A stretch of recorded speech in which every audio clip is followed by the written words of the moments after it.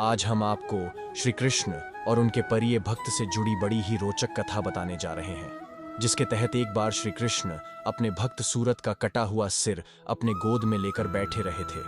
ग्रंथों में भगवान और उनके भक्तों से जुड़े कई किस्से और कथाएं मिलती हैं। उन्हीं में से एक है श्री कृष्ण और भक्त सूरत की कथा। आखिर कैसे श्री कृष्ण के सामने ही हुआ उनके प्रिय भक्त सूरत का वध, और क्यों श्री कृष्ण सूरत का शीश अपने गोद में लेकर बैठे रहे थे। यह कथा महाभारत काल की है, जब श्री कृष्ण दर्शन को व्याकुल उनके भक्त सूरत ने अर्जुन से युद्ध करना तक स्वीकार कर लिया था।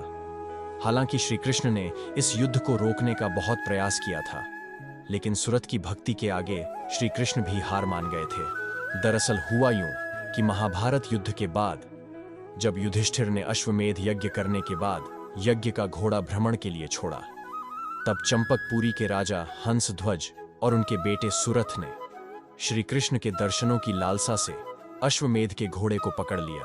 पिता और पुत्र दोनों ही श्री कृष्ण के परम भक्त थे और उन्हीं के हाथों से संसार का त्याग करना चाहते थे। इसी कारण से घोड़े को पकड़ने के बाद उन्होंने युद्ध की ललकार पांडवों के कानों तक पहुंचाई, जिसे सुन अर्जुन अपनी विशाल सेना समेत युद्ध के लिए निकल पड़े।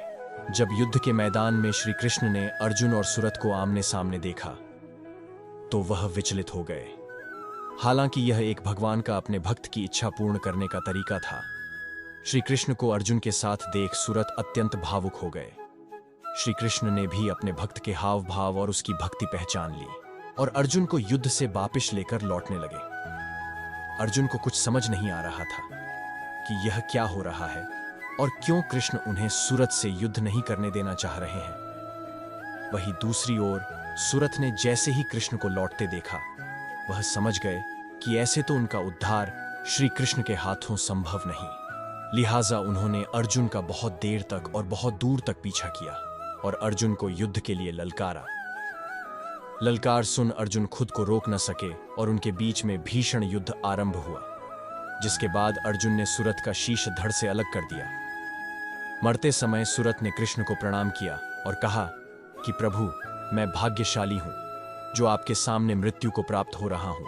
श्री कृष्ण ने सूरत को आशीर्वाद दिया और युद्ध भूमि में अपने भक्त का शीश काफी समय तक गोद में लेकर बैठे रहे। फिर अर्जुन के टोकने पर उन्होंने अपने भक्त के शीश को सम्मान सहित उनके राजमहल भेजा दिया। ये थी श्री कृष्ण और उनके भक्त सूरत की कथा। ये थी श्री कृष्ण और उनके भक्त सूरत की कथा। अगर आपको यह स्टोरी अच्छी लगी हो तो इसे अपने दोस्तों में जरूर शेयर करें और इसी तरह की भक्ति ज्ञान की कहानियां देखने के लिए हमारे YouTube चैनल भक्ति ज्ञान की बातें से जुड़े रहें। आपकी इस वीडियो के बारे में क्या राय है, हमें कमेंट बॉक्स में जरूर बताएं। आपको आज की वीडियो कैसी लगी, आप हमें एक प्यारा सा कमेंट करके जरूर बताएं और प्लीज हमारे चैनल को सब्सक्राइब जरूर करें और बेल आइकन को दबाना ना भूलें। वीडियो को अंत तक देखने के लिए आप सभी का शुक्रिया।